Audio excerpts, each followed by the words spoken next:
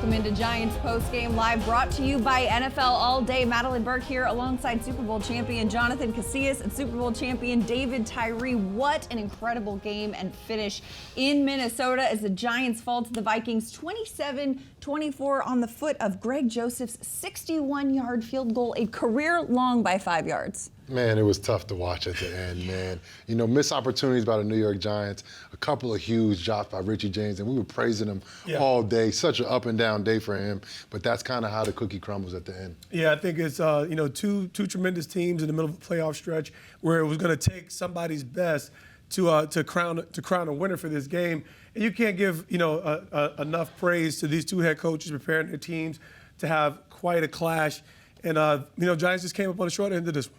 A tough one indeed, because the Giants are still fighting for that wild card spot with a loss by Seattle and a loss by Detroit. Giants are still in that hunt, but have not yet clinched yet. One positive, though, of this game is the performance of Daniel Jones. This man looked certain and decisive and had, 334 yards passing. Mm-hmm. Second time this season he's had over 300 yards, as you pointed out, DT. Yeah, this is a wonderful, wonderful performance, because I just put down all my chips. And for me personally, in my heart, it's clear to me that he's earned the right to continue to be the franchise quarterback of the team. But wow, you're talking about multiple receivers integrating Richie Jones, Hodgins. We see Slayton going over 300 yards for the second time this season. And even, again, making plays with his foot. We saw a couple nice slides there. Got his fans feeling comfortable about the future of this franchise.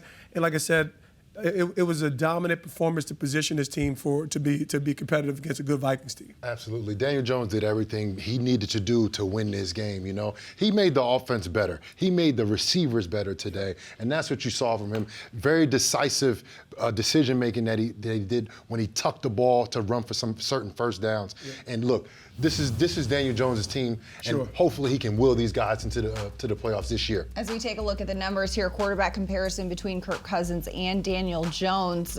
Completion percentage, Daniel Jones takes the edge there, yards as well. Kirk's obviously got the 3 touchdowns there, but both quarterbacks played extremely well in a hard-fought game that really came down to it. That fourth quarter was so back and forth. We talked about the way that this game ended.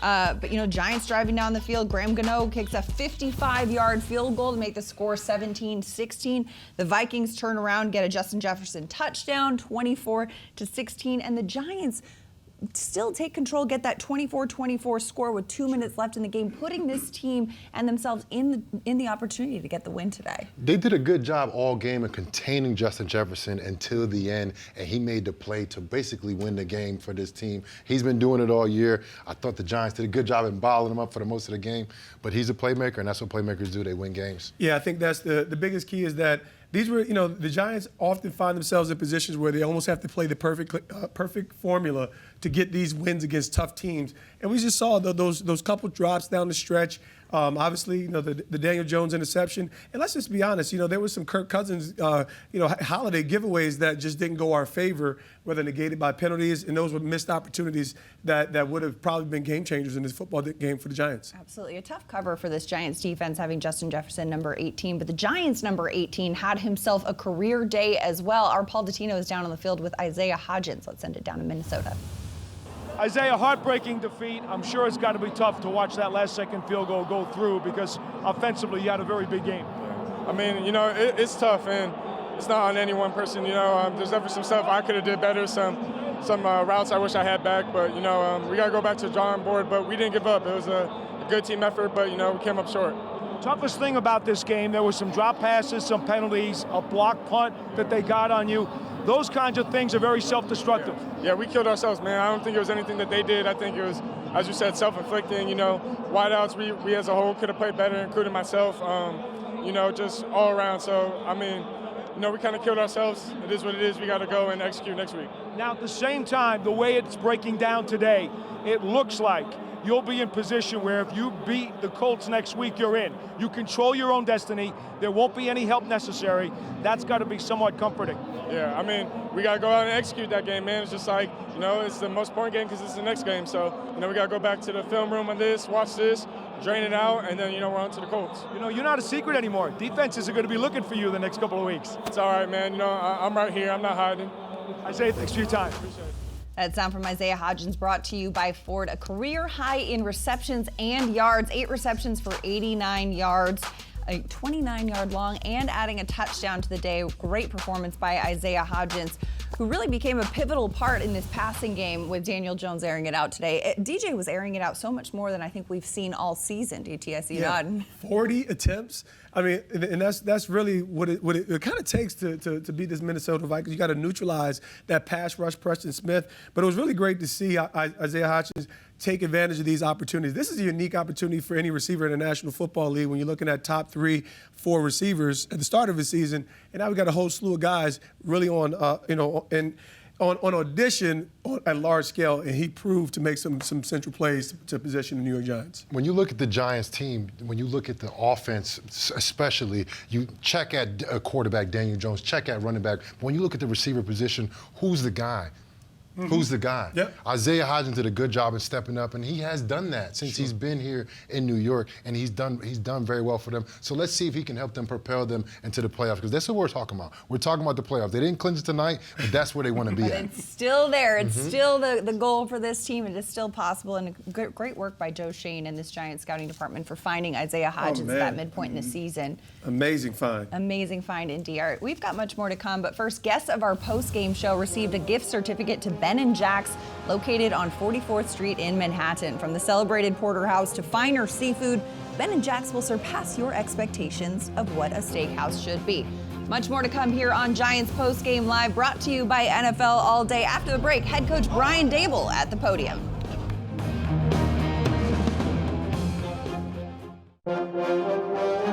Hey, Giants fans, celebrate New Year's Day with the Giants and a group of your closest friends and family. Catch the last home game of the regular season at MetLife Stadium as they take on the Indianapolis Colts. Group offers are available for groups of 10 or more people. Inventory is limited, though, so scan the QR code on your screen now to learn more. Welcome back to Giants Postgame Live, brought to you by NFL All Day. Madelyn Burke, Jonathon, Casillas, David, Tyree, recapping the Giants' 27-24 loss in Minnesota. A tough loss. Just so hard. It really came down to the wire. We talked a bit, though, about Daniel Jones and this Giants offense in the first part of the show, but the Giants defense really held their own as well, especially in the fourth quarter. Oh, 100%. It again, always starts with the pass rush and the creativity of Wink Martindale. You saw that he's, you live by the sword, you die by the sword, and at the end of the day, they've been consistent, able to get pressure on Kirk Cousins down the stretch, and we actually saw him fold like a pretzel a couple times in the fourth quarter, and that is what continues to allow this team to thrive in critical situations, is what I believe is the heart and the pulse of the defense. He's very creative on defense. He mixes it up on third down, especially sending safeties and DBs. When the offensive line is protecting, it's hard to account for those 20s and 30 numbers. That's why you've seen some free runners today. Sure. Landon Collins has some great plays. A lot of the defensive backs today had some great plays on some tremendous wide receivers, but the one person they couldn't stop all day was Hockenson. He did a good job. He had 13 catches for 109 yards and 2 touchdowns, and it was a consistent slow drip. No big plays for him. Just a consistent slow drip all game, and that was the problem for the Giants today. Yeah, great trade by Minnesota. They're acquiring T.J. Hockenson. The defense, you mentioned Landon Collins recently signed to the 53 officially earlier this week. Welcome back, Landon Collins. This man playing like home like he never left right here. But I think the big storyline, too, when you look at the stats of this game, is penalties. The Giants had 7 penalties. 5 of those came in the first half. At halftime, the score was 10-7. But 7 penalties for 63 yards is a really tough stat to look at. When you look on the other side of the ball, Minnesota with just 2 for 14. When you go into the locker room postgame and you see that many penalties, kind of shooting yourself in the foot is a hard one. Yeah, it's really difficult. It's extremely hard to win games in the National Football League. And I think the Giants understand who they are as a team and understanding that their best effort every single play is what's going to position them to win football games. So yeah, I think penalties was a problem. Obviously, there's some drops to the team, but collectively, what they're doing well and the ways to move on to the next play is was continue to position them to be in these football games against quality football teams and be in position to win. What we didn't talk about, DT Madelyn, the block punt. That was so huge. It happened late basically in a critical point in the game where the Giants are pushing to basically close out the game and go ahead and push for that, I guess, field goal or whatever to go ahead score, and they got a block punt. Special teams has been a problem for them the entire year, week in and week out, and I just wanted to see them have some success and not lose the game, which what they eventually did today on special teams. Yeah. Field position. It's really tough to overcome field position at a pivotal point like that in a football game. And those kind of yards, too, that you just can't really make up in that position.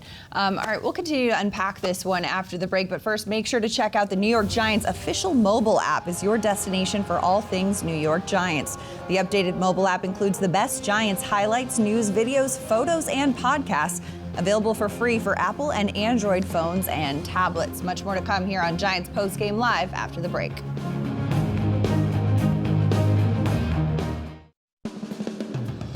Time now for our scoring drive of the game presented by HCL Tech, supercharging progress, the official digital transformation partner of the New York Giants. For the scoring drive of the game, we take you to the fourth quarter. 7 plays, 75 yards, took 59 seconds off the clock, capped by a 27-yard rushing touchdown by Saquon Barkley. The Giants would go for 2.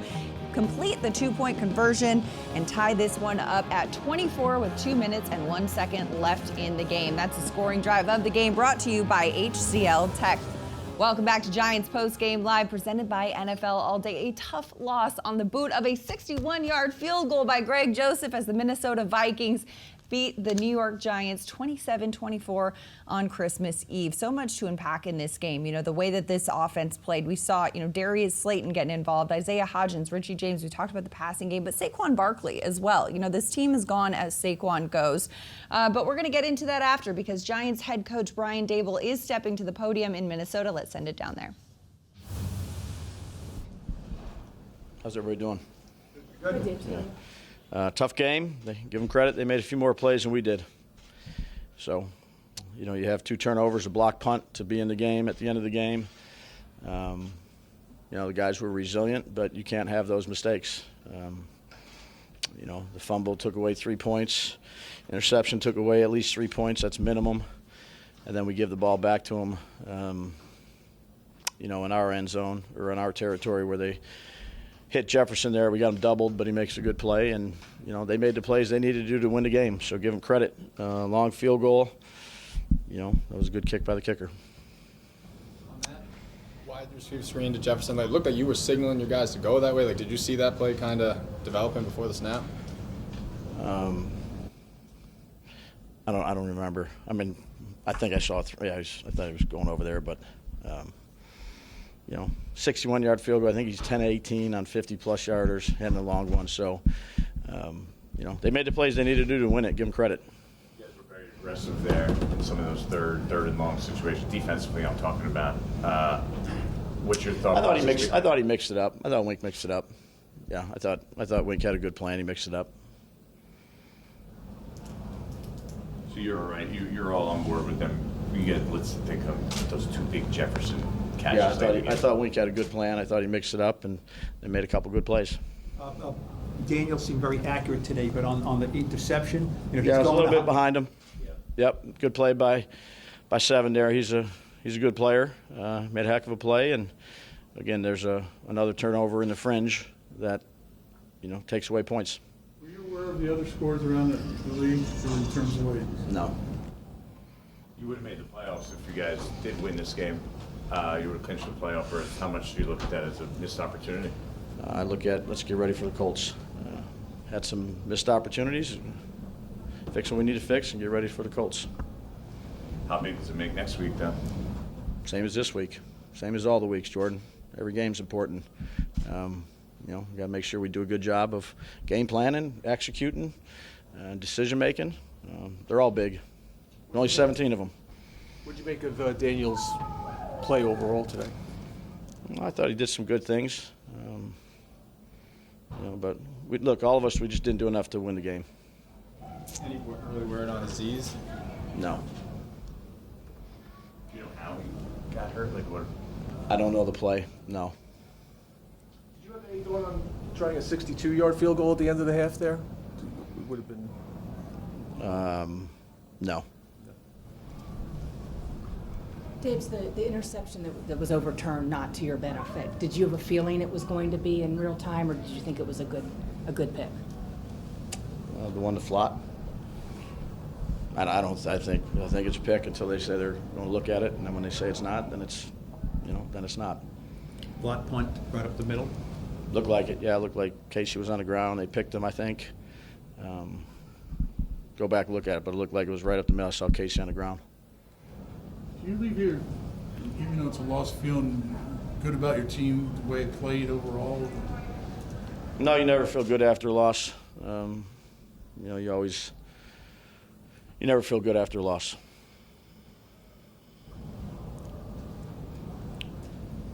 Anything else?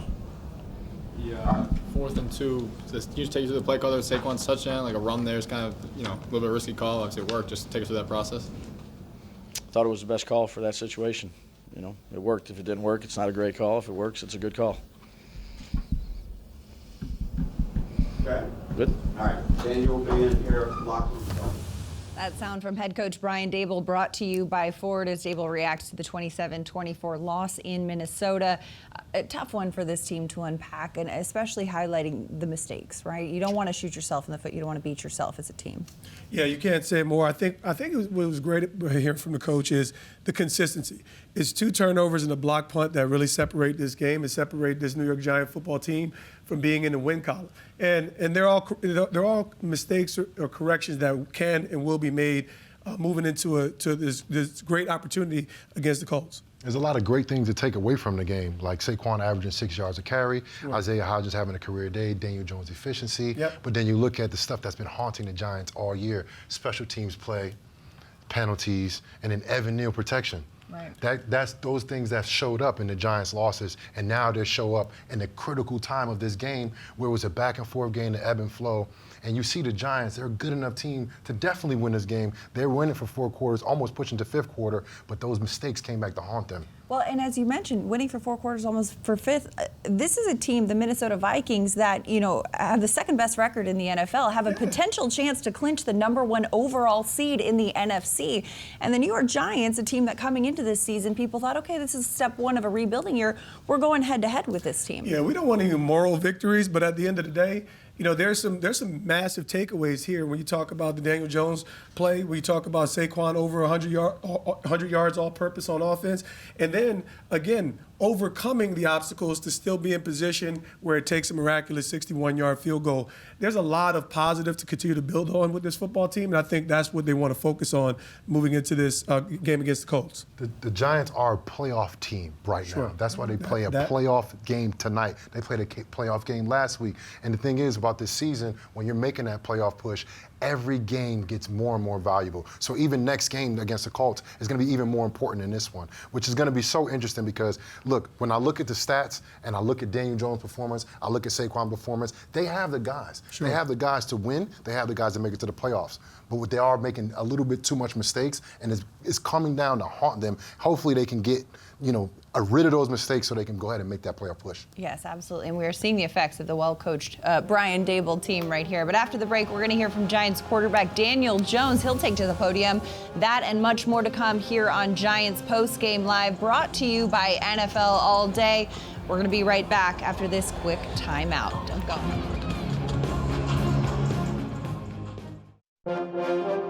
Welcome back to Giants Postgame Live, brought to you by NFL All Day. Are you ready to take repping your team to the next level? NFL All Day is the ultimate new way to showcase your Giants fandom, built for the digital world. Collect your favorite moments from stars like Saquon Barkley and use them to compete for epic fan prizes. Try it out today on NFLAllDay.com. Welcome back to the show. Giants Postgame Live. Madelyn Burke, Jonathon, Casillas, and David Tyree hanging out live in studio after the Giants fall to the Vikings 27-24 on Christmas Eve. But that's okay because we still have JC in his festive sweater over here. Killing it. At least we got some good vibes going on. We needed some of that. We needed some of that good old holiday spirit. Good old holiday spirit, good old holiday energy right there. We have those little moments right there. And the run game as well. We got to take a look at this running back comparison today because Dalvin Cook and Saquon Barkley on the field in this one right here, a couple of the league's elite running backs, both of which had 14 attempts. Saquon 84 yards, an average of 6 yards per carry, which is nearly double what the Vikings run defense usually allows in the run game. So take that for what it's worth. A 27-yard long, which of course led to that touchdown. Dalvin Cook, largely contained with 64 yards right there by this Giants defense, JC. Yeah, going into this game, I was always nervous about the Giants because they really haven't stopped anybody on the run. They're averaging over 5 yards a carry. So to have him under 5 yards a carry, knowing how explosive and how dynamic he is, I think that's kudos to them. And then Saquon being Saquon, finishing the game as strong as he always does. Doing Saquon Barkley things, again, over 100 yards all-purpose, averages 6 yards. Obviously, we see with the explosive, elusive 27-yard burst toward the end to get the touchdown. And that's really what you're looking for. I think Saquon really reestablished himself, not just as the home run hitter in the NFL, but head-to-head against any running back in the National Football League. He's the guy. And especially, too, a lot of his yardage coming late in games these last couple weeks. What do you make of that? Nice to see. I mean, the most exciting thing about that is he's still fresh. He still has a strong burst at the end of the game. 14 carries is a respectably light load, but again, 8 receptions for another 40, 50 yards. That's kind of what you're looking for. I could use a few more carries with Saquon in light of the energy that he brings to the offense, but we're not upset when we're looking at the production of Daniel Jones through the air. I think that's a well balanced, executed offensive game plan. Saquon's a gamer. He knows that the game is on the line. He knows he has to run hard. He knows he has to hit that burst. And he's been stepping up. So look forward to the Giants giving him the ball a little bit more than 14 times. Let's see him get a little more touches than that because he does so many great things for the Giants, and he's a guy I feel like as the game gets longer and the game gets tougher, he gets stronger. And I want to see him feature a little bit more. Featured and focused in those Grinch Christmas shoes that Saquon Barkley had on today, those custom cleats. But talking about the run game as well, Daniel Jones adding another 34 yards on the ground on 4 rushing attempts with a long of 14. When DJ gets involved in the run game, how much does this help this offense? Oh, it's tremendous. I mean, it's an added element that you can try to game plan for, but you have to account for. We haven't seen as much of it this game, but the rollouts are consistent, the RPOs, and at the end of the day, he could tuck it and run. And I thought what was wonderful. There was a drive, we got the touchdown. It was to the point where he was about to run it, and he had the ability, awareness to resolve, pop it to the tight end for a touchdown. Amazing play with the feet. I feel like that's where Daniel Jones has really took a step, ahead of last year. It's not always just running the ball, but when you don't run the ball, when you could effectively run, but then you pull it back and throw that touchdown pass because you created some space, throw a little pump fake in there to get the defenders a little back, right? But Daniel Jones, I don't think there were any designed runs today. No. They were all scrambled plays. So that means the play breaks down and he's going ahead and creating basically another play and a positive play from something that was negative up front. Well, and as a linebacker, too, when you got the quarterback doing that, you're like, okay, how do we, knowing that threat, that's got to make it so much more challenging. It's hard to do that. And people underestimate his athleticism. Sure. Daniel Jones can roll. He can flat out run. I mean, I wish he can get out of bounds and get down a little bit faster, but he did do good today. A couple of slides that we were cheering and happy about. So I'm happy about his progression, and it's going to be a good thing that he's progressing as the season's coming to an end. Absolutely. He can roll, he can run. Not the smoothest slide in the league, but you know what? He's working on it. We love to see it. All right, we've got much more to come on the program, but first, make sure to check out Giants TV. The Giants' official connected TV streaming app, Giants TV, brings original video content and game highlights on demand and direct to Big Blue fans. Giants TV is free on Apple TV, Roku, and Amazon Fire TV, and in the Giants mobile app. Much more to come after this.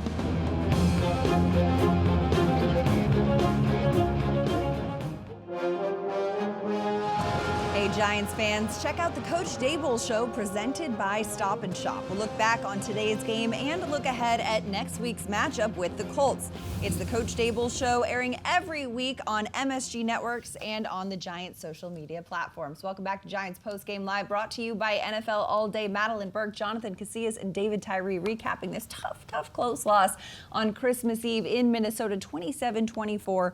Falling to the Minnesota Vikings. But one stat I have to point out is Justin Jefferson, right? When you're playing against a team with a receiver like that, he now has 24 career 100-yard receiving games after his game today. That's the most 100-yard receiving games by any player in NFL history through his first 4 seasons, and Jefferson is just in his 3rd season. How incredible is that? Yeah, it's kind of mind-boggling. Usually one season there's one receiver that's so dominant, you feel like they're almost inhuman. And I think it's clearly Justin Jefferson this year. Last year, maybe Cooper Kupp. But to me, I don't think we've ever seen a more NFL-ready receiver from the moment that he arrived in the National Football League. And this third season has been something special to watch. He got 10 games over 100 yards now, adding this Giants game to the season. And he has a game over 200. He had 2 games where he came close to 200. And then when you watch him, he's making contested catches. He's doubled. Daboll said he was doubled on a touchdown. He was doubled. He's getting doubled in catching the pass. He's catching balls and getting hit hard. The ball's not even budging. He's doing incredible things. He's breaking Randy Moss's records, ladies and gentlemen. Yep. This guy is incredible. He broke it today. He's consistently doing it, you know. So I think the Giants, at first, they did a pretty good job. And then, you know, the guy, he's amazing. And then when you're that good, you show up at the end of the game. And that's why he's the best receiver in the league. Yeah. Jefferson broke Randy Moss's franchise yardage record this year, or this game for the franchise. And he's just 200 yards away from breaking the NFL record for the most receiving yards in a season. Now we'll send it down to the locker room where Paul Dottino was with one of the guys tasked with defending him, one of the team captains, Julian Love. All right, Julian Love, this has got to be a tough one. Obviously, 61-yard field goal, last play of the game. You guys have had a bunch of these go against you now in the last few years. Do any of them ever feel different? You know, we put ourselves in a position there, you know, relied on that kick, long kick. Yeah, it didn't go our way, but, you know, a lot to build off of. For everything that had happened in that position, and then to have a screen pass, give them a chance, how frustrating is that?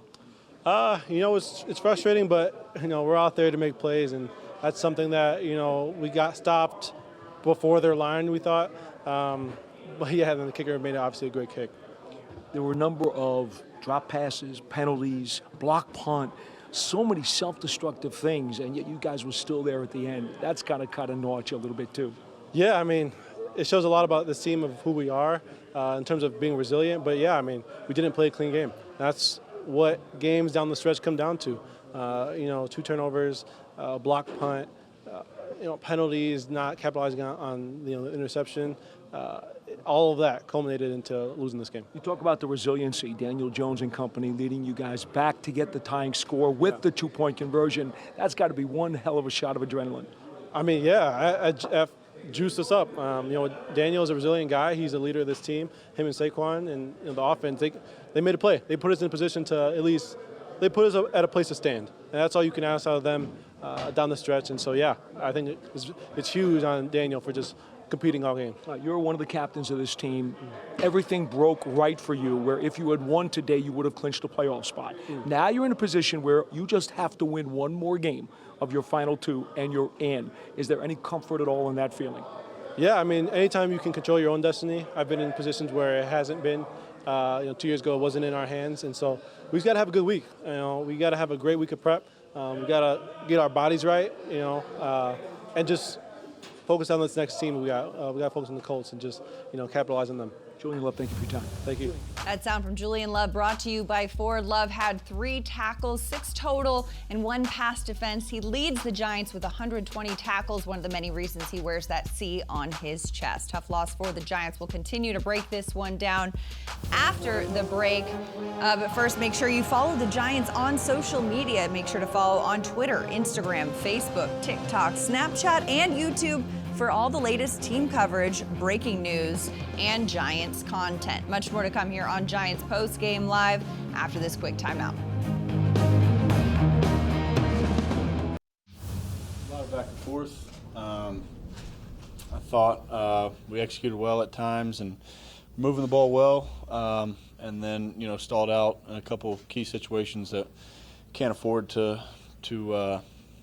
have happen going forward. And then obviously the kick at the end was tough, but credit to them, they played well. Big time play at the end. What happened on the interception? That was just a bad throw. Just threw it behind them. Got to give a better ball there.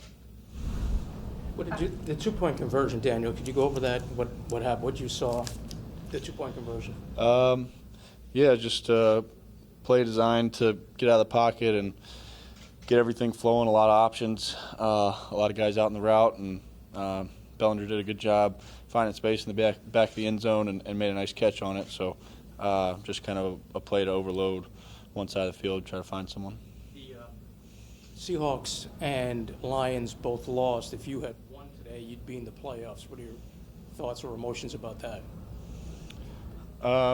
Yeah, I mean, we're disappointed we lost for sure. I think, you know, in terms of the playoffs and how that positions us, I think our focus was on today and winning the game today. So the fact that we didn't do that is certainly disappointing, and we'll regroup, see what we can do better, and look forward to playing better next week. Did you have any awareness about those games at all? No, I didn't. How much was that brought up afterwards that it was a missed opportunity to make the playoffs, or was it? Yeah, it wasn't really something we talked about. I think, like I said, our focus was on this week and winning this game this week, and we didn't do that. So as far as how that affects our playoff picture or you know, how that looks, that's not something we were focused on. We wanted to win the game because that's always our goal. Are there any lessons to take from this game in terms of, you know, playing really well other than maybe 3 or 4 plays that kind of cost you? Yeah, I mean, I think in games like this against a good team, those 3 or 4 plays, you got to make them. You got to be able to make the big play at the critical point in the game, and we didn't do that today. So we did do a lot of things well. We moved the ball well. We did make some plays, but ultimately not enough. And against a good team like that, you got to make those few plays. So we'll look at it, see what we can do better, and look forward to making them in the future. You come into today thinking that the game plan would allow for you to put up the numbers you did, 300 and whatever yards? I mean, I think we had a good plan going in, and some things to attack what they were doing, and thought guys stepped up and did make some plays for us, and offensive line played great. Saquon played great. Receivers made some big plays too. How have good ball security over the last couple games? After you throw that interception, how do you approach the next offensive drive? Yeah, I mean, I think, you know, you want to understand what happened and communicate to make sure it doesn't happen again, but can't let it affect what we're doing going forward. Can't let it affect your mindset and approach. So just try to stay aggressive and keep taking the opportunities over there. Where were you last night when the shooting occurred? I was in the dining room at the hotel, and so we were locked down there. But yeah. That sound from Daniel Jones brought to you by Ford as we take a look at his numbers today. This is the first time in Daniel Jones's career he had a completion percentage of over 70% and 300 yards passing for, of course, 334 yards and a touchdown, adding 34 yards on the ground as well. Great game from Daniel Jones. Great performance overall. Just wasn't enough to get the win today. Yeah, I mean, it's hard to be able to do more and not get the win. I think that's the kind of the bitter feeling that his team is winning. When we talk about his performance, it was electric. It was electric, and I think it was just those critical moments, whether there were drops, penalties, that really caused the Giants to miss on some unique opportunities.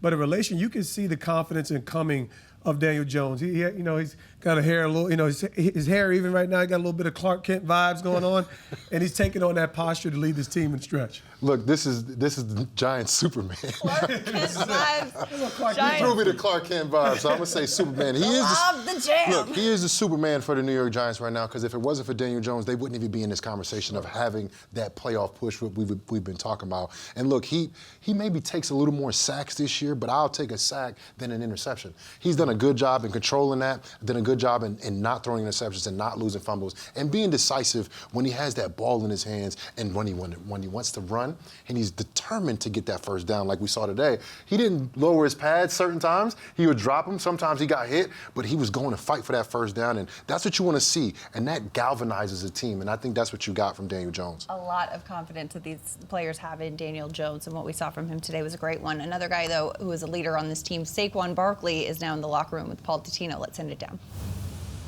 Saquon, can you take us through the 4th down touchdown run that certainly was part of the big dramatics here today at the end of the game? We had an inside zone.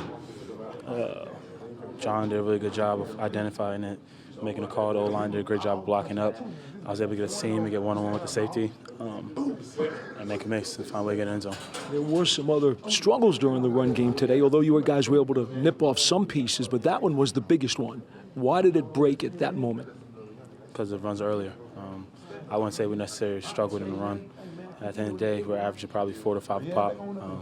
the O-line did a really good job leaning on them, and that's what happens. You lean on them, and when you get opportunity, you got to make a pay. We had opportunity at the end, and we made a pay. You get the touchdown, you get the 2-point conversion out of Bellinger, so now you have a tie, but there's a little time left on the clock. What's the emotions on the sideline as you're watching the Vikings get the ball back? I'm thinking we're going to get the rock or we're going to go to OT. That's the belief. That's the belief that we have in each other. And, sometimes it goes the other way. We got to give credit to the Vikings. They got a great team over there, heck of players. Justin Jefferson, probably MVP candidate, in my opinion, should win MVP. They made a little bit more plays than us, but sometimes in losses you can learn from it. And we played a really good team today. We fought hard, and we got to go back, watch film, and put in the pass to get ready for Indianapolis. You may face this team in the playoffs. That's certainly possible once you guys lock something down. How would you feel about a rematch against this Vikings team? How do you think you match up? I would love a rematch. Like I said, they're a great team over there on all phases of the ball. Savvy, vets on defense, explosive players on offense. We went up against possibly number 1, number 2 seed in NFC, and we just got to lock in the little details. Stay away from the self-inflicted wounds and learn from it. And I think that's important. If we can learn from this against a really good team and take that and use that for momentum for the rest of the season, especially for Indianapolis. Last one. That sound from Saquon Barkley brought to you by Ford. He had 84 yards rushing, a 27-yard long for a touchdown, adding 49 yards through the air by 8 receptions as the Giants come away falling just short 27-24, losing to the Minnesota Vikings. But Saquon saying, of course, that he would love a chance to face this team again in the postseason. Still possible. We'll break down the wild card watch and much more after the break here on Giants Postgame Live, brought to you by NFL All Day.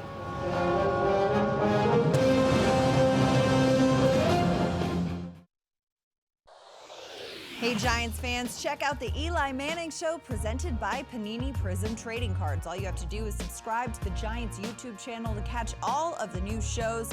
It's the Eli Manning Show every Thursday on the Giants YouTube channel. Welcome back to Giants Postgame Live, presented by NFL All Day. Let's send it back out to Minnesota, where Paul Dottino is in the locker room with Daniel Bellinger.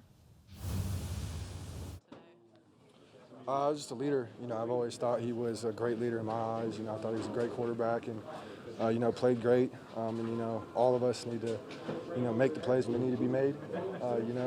My end, just lock the ball up. And, I thought he was a great leader out there, personally. That drive included a 4th down conversion, obviously. Barkley runs in for the touchdown. The emotional high, and then you catch the 2, and now the emotional low of the field goal at the end. That's got to be quite a contrast. Yeah, no, it was rough, but that's football. It goes up and down, and I think we just need to make plays when they need to be made. And for me personally, it just means locking the ball up and, just stepping up when it needs to be. Did that ball get punched out or ripped out, or did you not even have it? What do you think it should have been incomplete? No, I had it. I think I just need to lock it up. I think I was being too careless with it, and I think he punched it out. I didn't see it. Personally on the jumbotron or anything like that, so I still got to watch it on film. But I know first and foremost I got to lock it up. If you do come back here to play them in the playoffs, what do you think about the rematch? And of course, the sound in this building can be very tough. You guys still seem to operate pretty well. Yeah, no, I think it's a competitive game. I think they're a good team, and if we come back, we just got to come up and we got to step it up and again just make plays when they need to be made. That sound from Giants rookie tight end Daniel Bellinger, brought to you by Ford as we take a look at his numbers today against the Vikings. JC, you talked about what an impact he has been on this team so far this season. Yeah, I think when Daniel Bellinger missed plays in the middle of the season, when he missed time, the Giants struggled, and they struggled in the run game. But now that he's back, I think you're seeing the more efficient run game that the Giants are very capable of doing, and that's because of him. A talented blocking tight end, too. No, I mean, also a weapon in offense. He's been that comfort and safety valve for Daniel Jones. Like I said, unfortunate on the fumble, but missing that time is what, kind of caused you to miss that continuity and development in the middle of a rookie year. This is very difficult when you talk about the slew from your senior year or your draft year coming in a long slate of an NFL season. And kudos to him. He's a special talent that's going to help the Giants. A special talent that will help the Giants indeed as they continue to push for this wild card spot. As we heard earlier in the show, some of these players talking about it. There's still a chance as we take a look at the NFC wild card picture. The Giants currently sit at 6th. Commanders sit at 7th. The Commanders, as we speak right now live are in the second quarter, late in the second quarter, trailing to the 49ers. The Seahawks and Lions also lost earlier today. The Giants could clinch a playoff berth with just one more win now this season, with, of course, the Colts and the Eagles coming up on their schedule. Looking at the way this wild card picture is shaking out, I mean, obviously disappointing that they didn't quite get that done today, but what's your confidence level like looking at the schedule, DT? And I feel really good for where the Giants stand today. When you look at, obviously, the Colts coming in, demoralizing loss to the Vikings a few weeks ago with the comeback victory, and obviously we know the State of the Union there. This is a chance. The Giants just went against a Titan in the NFC. The Vikings are now a 12-win team, and we should have walked away with a win there. They have every reason to be confident, play good, sound football. One game, one play, one moment, and that's been the formula that has positioned them. So, a good, great opportunity for them to come back home, get a good win against a team that they are better than. Yeah, maybe the Giants just wanted to have the party at home instead of being over there in Minnesota, because they get a chance to clinch a playoff spot next week if they win that game against the Colts. And I think that's huge. It's been a long time, DT, since I played. And I've been retired over 5 years, DT. That's how long it's been since the Giants made the playoffs. And if they win that game, they can make it in there. Absolutely. For the first time since 2016, the Giants would make the playoffs if they win against the Colts right here at MetLife Stadium Sunday, January 1st, New Year's Day at 1 p.m. Of course, the Colts will be coming off a short week. They're playing the Chargers on Monday Night Football. A big game, big lights, especially after a tough, emotional loss. Sure. 33-0 at halftime. The Vikings coming back to win 39-36 in overtime. This stretch for the Colts is a draining one, I can imagine. Oh yeah, we want to put the knockout blow, and I think that's what the Giants are in position to do. When you look at this team right now, I think they're confident. Meaning, like, at one point in the first half of the season, it was just about believe. Now it's about seizing this unique opportunity. And what a way to start off the year in 2023 by clinching the playoffs. And I think they're well equipped for it. Daniel Jones is confident. Saquon Barkley having the comeback season that we expected him to have. And these young puppies are rising. They're starting to get their mane and position themselves in the middle of this push. Yeah, the young puppies are rising. I think they're playing at a high level, but they're also mistake-ridden, right? Sure, These guys are, fumbling the ball, not catching the ball, dropping passes. So look to see that these younger guys, like Richie James, improve on some of the mistakes that they've been making. Sure. And even like Evan Neal, a great run stopper, a guy who's a big, powerful man, but he has to improve in pass protection, because no matter who you're playing against NFL guys. These guys are getting paid millions and millions of dollars. Grown men. You can't make mistakes against these guys because they're already good enough to beat you without you making mistakes. Right. Mm-hmm. Well, and you look at this Colts game, right? You cannot make mistakes. You cannot beat yourself. You cannot take a team like this for granted. Yes, they're under interim head coach Jeff Saturday with not a lot of coaching experience. Jonathan Taylor, their star running back, is on IR for the end of the season. But these are still NFL players, and this game needs to be taken seriously. As a young roster, how do you keep this team focused? Well, I think the steadiness and the consistency of the messaging from Brian Daboll as well as to action is why the Giants are in position here. Wink Martindale, it's not that he's just a quote machine. He's consistent, and you can tell that he loves his players.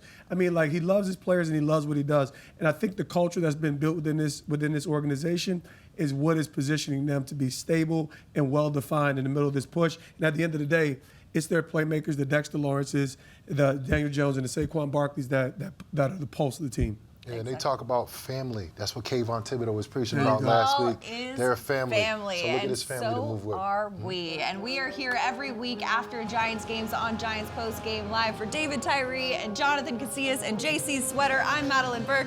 Thanks for hanging with us. See you next week.